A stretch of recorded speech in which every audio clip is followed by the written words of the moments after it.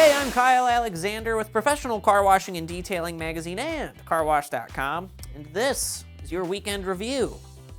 This week in Car Wash e-news, El Carwash celebrated the opening of its newest location in Lake Nona, Florida. This opening officially marks the company's 11th location in Central Florida, with 6 new car wash sites opening soon as a part of its recent acquisition of Zips. Guests enjoyed live entertainment, complimentary treats, exclusive giveaways, and more. In the company's continued commitment to giving back to the community, El Carwash presented a $25,000 donation to Advent Health in support of pediatric cancer research. The Lake Nona location is the latest addition to the growing network in Florida, Michigan, and soon beyond. The company has plans to open 20 new stores by year's end. Driven Brands announced that it has entered into a definitive agreement to sell its U.S. car wash business to Express Wash Operations, also known as Whistle Express Car Wash. The sale was for $385 million. The company said cash proceeds from the transaction will be used primarily to pay down debt, as Driven Brands works to achieve 3 times or less net leverage by the end of 2026. Under the terms of the agreement, Whistle has agreed to pay Driven Brands $255 million in cash.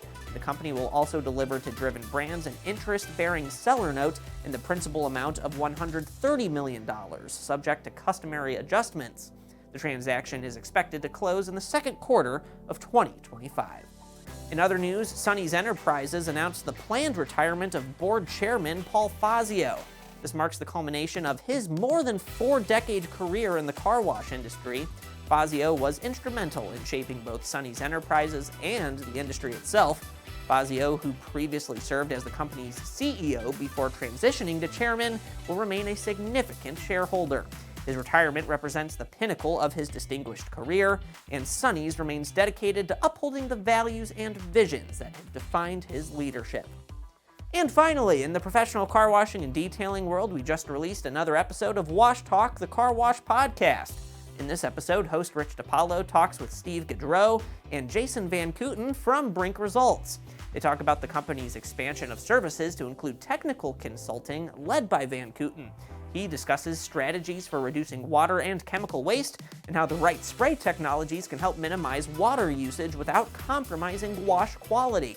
Van Kooten and Gaudreau also share insights on preventative maintenance. Most washes being open 7 days a week and up to 12 to 14 hours a day.